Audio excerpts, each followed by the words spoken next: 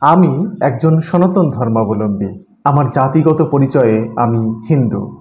আমি মূর্তি পূজারী, আমি প্রকৃতি পূজারী। একই সাথে আমি ঈশ্বরের নিরাকার তত্ত্ব বিশ্বাসী।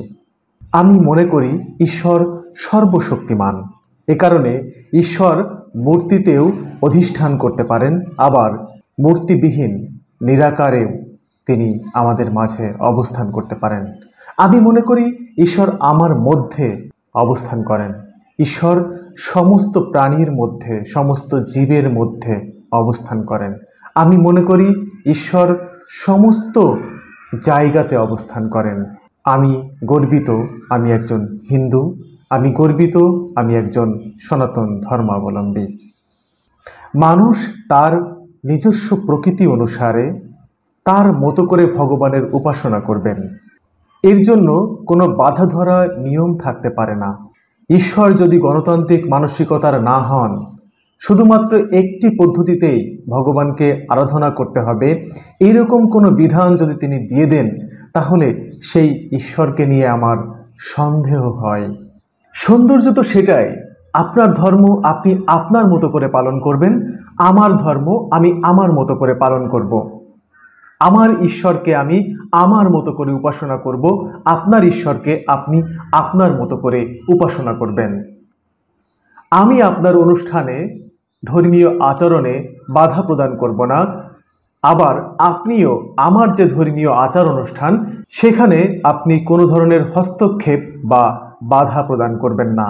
আমি আপনার অনুষ্ঠানের প্রতি, আপনার ধর্মের প্রতি, আপনার সমস্ত সংস্কৃতির প্রতি আমি শ্রদ্ধাশীল।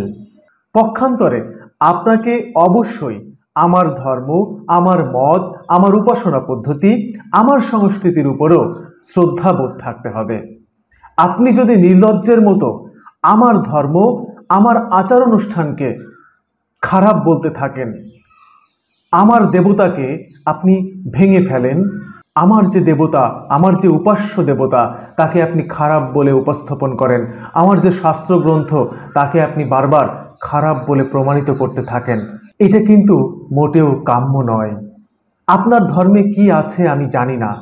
আপনার ধর্মে যদি মূর্তি পূজা নিষিদ্ধ থাকে, আপনার ধর্মে যদি এসব অন্য ধর্মের আচার অনুষ্ঠানকে মোটেও সহ্য করার কথা না বলা থাকে, তারপরেও অন্তত লজ্জার কারণে হলেও, আমি তো আপনার কাছের মানুষ, প্রতিবেশী, একই পাড়ায় আমাদের বসবাস, একই জায়গাতে আমাদের সমস্ত সময় চলাফেরা, অন্তত পক্ষে একটু চক্ষু লজ্জার কারণে হলেও আমার আচার অনুষ্ঠান, আমার সংস্কৃতি, আমার জীবন আচরণ, আমার ভগবান, আমার ধর্ম, আমার শাস্ত্র, এ সমস্তের প্রতি একটু নমনীয় হওয়া আপনার কি উচিত নয়? এটুকু লজ্জাবোধ কি আপনার থাকা উচিত নয়?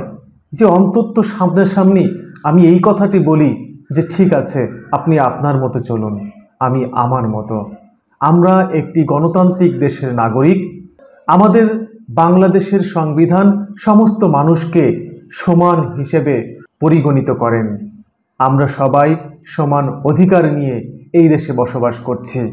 আপনার ধর্ম বা আপনি সংখ্যাগরিষ্ঠ সম্প্রদায়ের হওয়ার কারণে আমাদের যে সংখ্যালঘু সম্প্রদায় আছে, হিন্দু, বৌদ্ধ, খ্রিস্টান বা অন্যান্য ধর্মাবলম্বী, তাদেরকে আপনি কোনোভাবেই খাটো করে দেখতে পারেন না।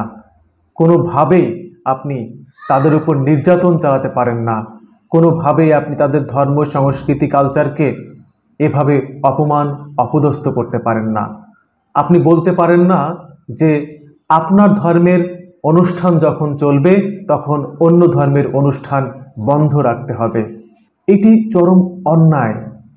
আপনার লজ্জা হওয়া উচিত। পৃথিবীর সমস্ত ধর্ম সম্প্রদায়ের মানুষের মধ্যে সেই সৌহার্দ্য, সেই সম্প্রীতি বজায় থাকুক। সকলকে উত্তম বন্ধুরূপে দর্শন করুক। এই হোক সকলের প্রার্থনা। নমস্কার।